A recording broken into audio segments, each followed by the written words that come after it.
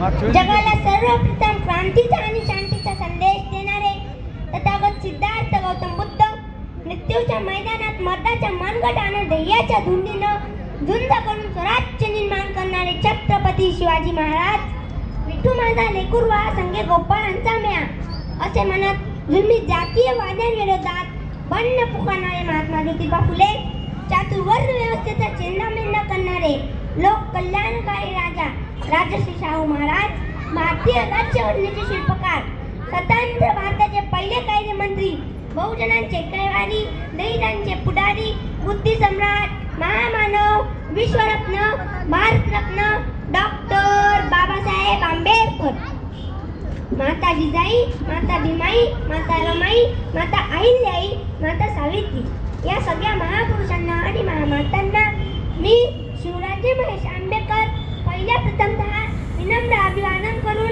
मी माझ्या भाषणाला सुरुवात करतो.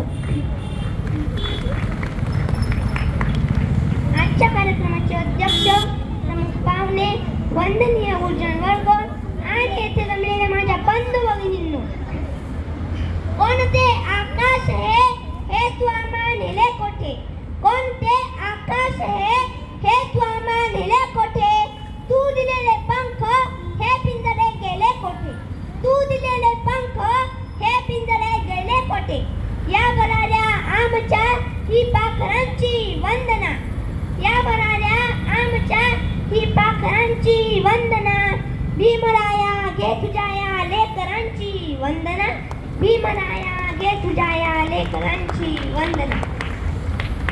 मित्रांनो, बाबासाहेब म्हणजे काय हे सांगताना आचार्य अत्रे असे म्हणतात की बाबासाहेब म्हणजे बंड, मूर्तिमंत बंड, ज्यांच्या देहातील कणाकणातून बंड थैमान घालीत होते. बाबासाहेब म्हणजे जुलमायुद्ध हुंकारलेली वजाची मूठ होय. बाबासाहेब म्हणजे जातीभेदावर आणि विषमतेवर सोडलेले एक चक्र होय. बाबासाहेब म्हणजे धर्ममार्तंडाच्या वर्णवर्चस्वाचा कोता फोडून त्याची आतडी बाहेर काढणारे वाघनखे होय. बाबासाहेब म्हणजे समाजातील वतनदार सत्ताधाऱ्यांच्या विरुद्ध सदैव पुकारलेले एक शख्स होय. बाबासाहेब म्हणजे बाबासाहेबच, दुसरं नाव चारायला जीभ तयारच होत नाही. एवढं सामर्थ्य बाबासाहेबांचे फक्त नावातच आहे. हवा वेगाने नव्हती, हवेपेक्षाही त्यांचा वेग होता. हवा वेगाने नव्हती, हवेपेक्षाही त्यांचा वेग होता. अन्यायाविरुद्ध लढण्याचा त्यांचा इरादा नेक होता. अन्यायाविरुद्ध लढण्याचा त्यांचा इरादा नेक होता. असा रामजी बाबांचा लेख भीमराव आंबेडकर, असा रामजी बाबांचा लेख भीमराव आंबेडकर लाखात नाही तर जगात एक होता, लाखात नाही तर जगात एक होता. डॉक्टर बाबासाहेब आंबेडकर यांचा जन्म 14 एप्रिल 1891 साली मध्य प्रदेशातील मऊ या गावी वडील रामजी आंबेडकर व आई भीमाबाई आंबेडकर यांच्या पोटी झाला. त्यांचे नाव भीमा ठेवण्यात आले. डॉक्टर बाबासाहेब आंबेडकरांनी आपल्या कारकिर्दीमध्ये या देशातील शोषित, पीडित, वंचित व दीनदलितांना न्याय मिळवून देण्यासाठी प्रयत्न केला. त्यातील सर्वात महत्त्वाचा एक घटक म्हणजे कामगार वर्ग. हा कामगार वर्ग कुण्या एका जाती धर्माचा नव्हता, तर या देशातील सर्व कामगार ते कोणत्याही जाती धर्माचे असो त्यांना न्याय मिळवून देण्यासाठी बाबासाहेबांनी 1936 साली स्वतंत्र मजूर पक्षाची स्थापना करून या देशातील कामगारांच्या समस्या जाणून घेतल्या आणि या कामगारांच्या समस्या सोडविण्यासाठी आवाज उठवला. बाबासाहेबांची सामान्य कामगारांबाबतची तळमळी आजच्या कामगार नेत्यासारखी वरवरची नव्हती किंवा ती फक्त कामगारांना आपल्या बाजूने वळवून नेता होण्यासाठी नव्हती. हे आवर्जून लक्षात घेतले पाहिजे. या देशातला कष्टकरी कामगार तो शेतमजुरापासून ते कारखाना मजुरापर्यंत, घरकाम करणाऱ्या आईबाईपासून ते मिलमध्ये काम करणाऱ्या ताईंपर्यंत असं सर्व मजुरांचं आणि कामगारांचं दुःख हे बाबासाहेबांना आपलं वाटायचं आणि म्हणून यासाठी बाबासाहेबांनी आपला पहिला पक्ष स्वतंत्र मजूर पक्ष हा थेट मजुरांच्या नावे स्थापन केला. ही या देशाच्या इतिहासातील महत्त्वाची आणि देशाच्या सामाजिक, राजकीय आणि कामगार चळवळीला वळण देणारी घटना आहे. दीनदलितांच्या उद्धाराला केले जीवाचे रान, दीनदलितांच्या उद्धाराला केले जीवाचे रान, भारतीय राज्यघटनेचे शिल्पकार ते दिले भारतीय संविधान, भारतीय राज्यघटनेचे शिल्पकार ते दिले भारतीय संविधान. या 14 सत्याग्रह सत्याग्रह, मनुस्मृतीचे केले दहन. केला 14 अर्जाचा सत्याग्रह, मनुस्मृतीचे केले दहन. अशा या महामानवाला करतो मी नमन. अशा या महामानवाला करतो मी नमन. डॉक्टर बाबासाहेब आंबेडकर हे कामगार मंत्री होण्याआधी या देशात कामगारांसाठी कामाची कोणतीही ठराविक वेळ नव्हती. उद्योग व्यवस्थापन मालक यांनी ठरवलेल्या वेळेपर्यंत कामगारांकडून काम करून घेतले जायचे. 15-15 तास कामगारांना राबवून घेतले जायचे. बाबासाहेबांनी कामगारांचे हे हाल पाहिले होते. त्यावर उपाय म्हणून बाबासाहेबांनी कामगार कायद्यांना आव्हान देऊन कामगार करार मोडीत काढून या देशातील सर्व कामगारांना त्यांचे हक्क व अधिकार मिळवून दिले.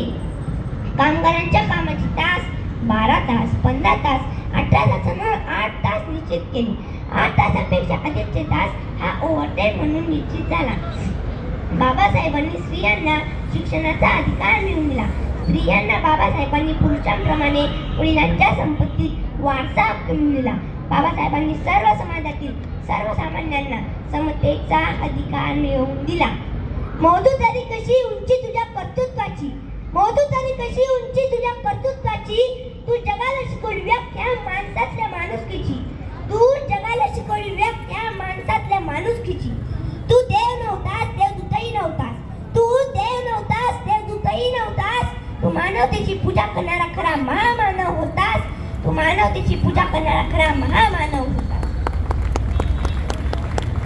बांधवांनो, बाबासाहेब आणि त्यांचा विचार ही राज्य किंवा देशापुरती मर्यादित गोष्ट नाहीये, तर बाबासाहेब ही जागतिक गोष्ट आहे. डॉक्टर बाबासाहेब आंबेडकर ही जागतिक प्रेरणा आहे. बाबासाहेबांचे कर्तृत्व हे जागतिक आहे आणि हे जगानं मान्य केलं आहे, स्वीकारलं आहे. त्यामुळे भारताचे सुपुत्र, भारतीय संविधानाचे शिल्पकार डॉक्टर बाबासाहेब आंबेडकर यांना विश्वरत्न म्हटलं जातं.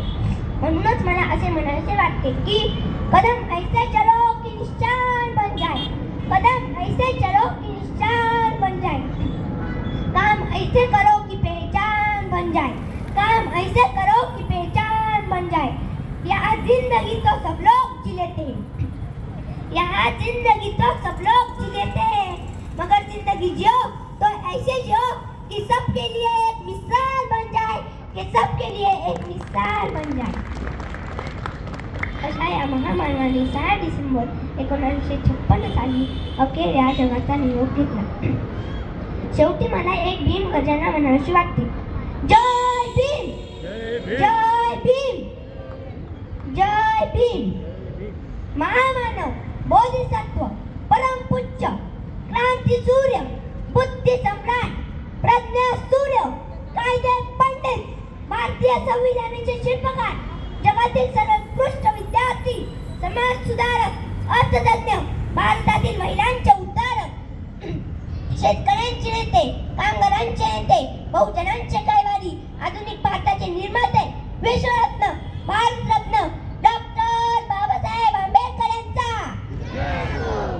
डॉक्टर बाबासाहेब आंबेडकर यांचा, डॉक्टर बाबासाहेब आंबेडकर यांचा. जय भीम, जय संविधान, जय शिवराय. धन्यवाद.